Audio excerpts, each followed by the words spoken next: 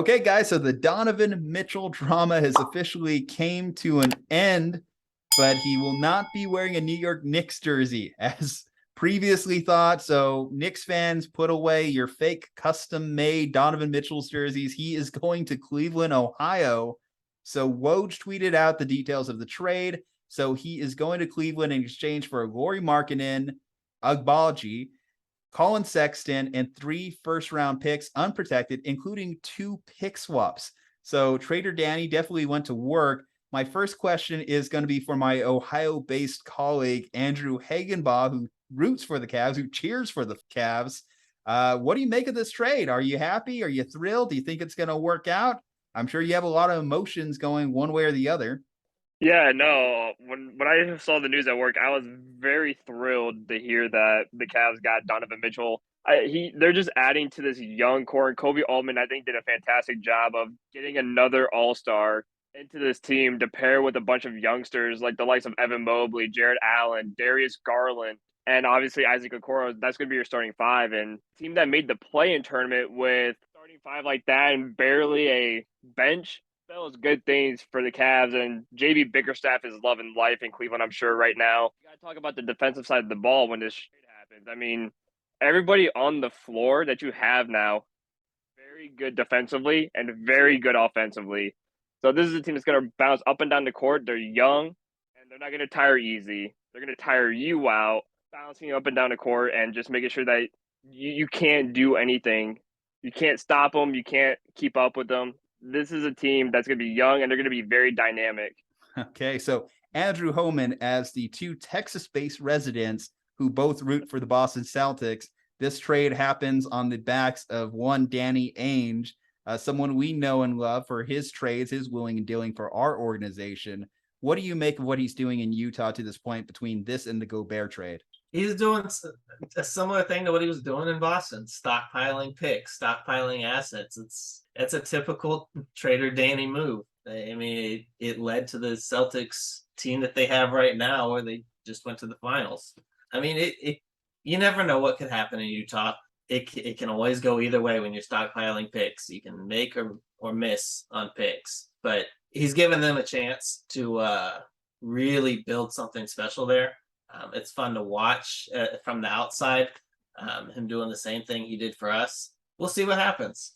One thing that I kind of look at the Utah roster, though, now with Collin Sexton coming in, Lauri Markkanen, they're fine pieces, and they're pieces that I think can at least provide wins for this roster. Is I kind of wonder if that ruins their opportunity to truly tank.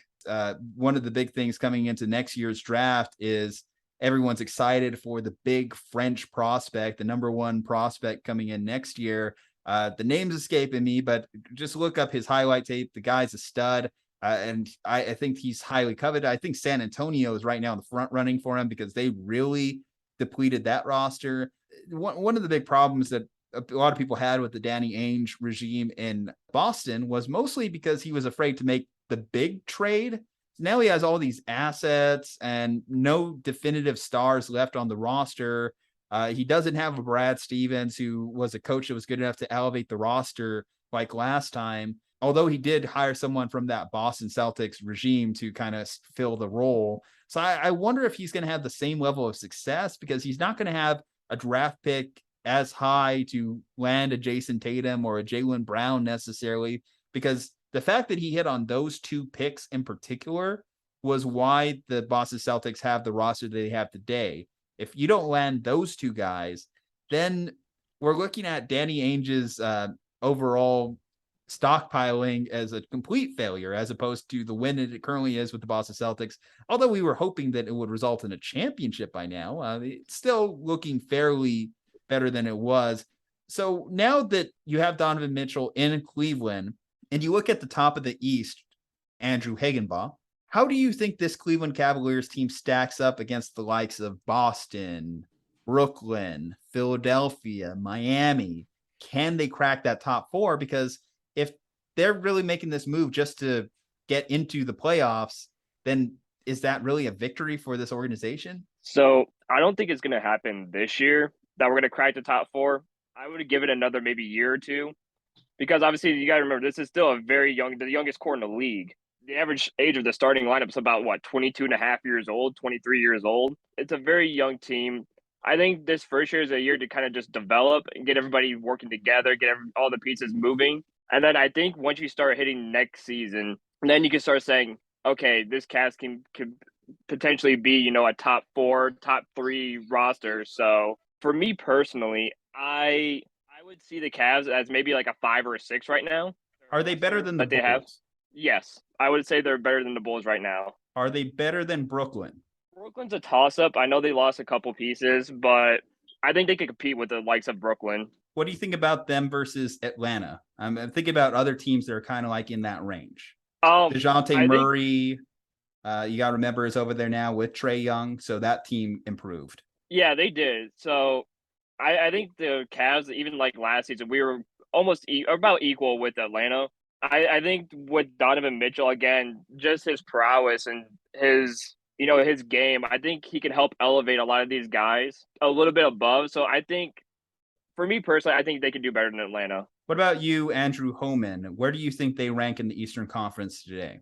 I think you got to put them behind Miami, Boston, Milwaukee, Philadelphia, and maybe Brooklyn. They're probably right around Raptors, Bulls, Hawks range, somewhere in there. Kind of right where they were this last year, I think. So do you consider this a win? Like, if being that they're still in that second tier? It gives them the opportunity to make another move at some point to give them another star player. If they can get a second guy to play alongside Donovan Mitchell, you might be looking at a team that can really compete in the East. Here today, I would say they're a team that I at least think has an opportunity to win a playoff series. And that's a good spot to be in. If you told me the Cavs were able to win a playoff series, that's okay. Last year, I thought if health permitting, they could have probably beaten that year's Brooklyn team. Unfortunately, you have Jarrett Allen, who's injured towards the end, and they weren't able to get it done. They lost their edge defensively. I think if you're a fan like Drew here, you just have to be excited that you have an organization that's willing to make a move to get better. It's why I didn't hit over the head the Chicago Bulls for making the moves they did last year, because I think that any team that's committed to going out there and acquiring good players is a team that I can support, a team that I can say, you're doing a good job as an organization. And I'm surprised that this still came together, honestly. Cleveland just kind of came out of left field when it came to Donovan Mitchell. Obviously, again, we've been hearing the Heat, we've been hearing the Knicks, and I'm sure if you're the Heat fans, you have to be kind of kicking Pat Riley a little bit. And I know you love Pat Riley, but you have to be kicking him a little bit for not being that aggressive to go out there and steal Donovan Mitchell away. And if you're the Knicks, the Knicks just have a whole other issue. They just signed RJ Barrett to this extension, Jalen Brunson, and Julius Randle. They have a whole mess of issues currently on their roster and a lot of committed money to probably be worse than the Cleveland Cavaliers this year. Think about that. The Knicks are spending more money to be worse than this Cleveland team. So you got to love it from that point that they are improved. I still don't think that they're ready, like Andrew said, to compete with the big boys in the conference, to compete with the Celtics, to compete with the Milwaukee Bucks of the world. The Heat, they got a little bit closer to them in my mind. I think the Heat are due for a little bit of a regression, but I think this is a good move. I'm glad that we kind of at least got one door closed to the saga. The last thing I will ask you, Andrew Hagenbaugh, what is your best pitch to the city of Cleveland, Ohio for Donovan Mitchell? What are the things that he has to check out and do now that he's in town? Well, obviously you have to go to the basics. You have to go to Rock and Roll Hall of Fame. Obviously that's the number one thing that everyone does when they go to Cleveland. You can even venture south and go to the Pro Football Hall of Fame down in Canton. All these places are about 40 minutes away from each other, 45 minutes away. So it's all a great vicinity. Akron, Cleveland, Canton, we're all very close together. You can go to Slyman's, get yourself a corned beef sandwich. It's very good. You got to get that corned beef sandwich. But there's so much to do downtown. Playhouse Square has a lot of good plays that you can go and watch. So there's a lot to do and there's a lot to see.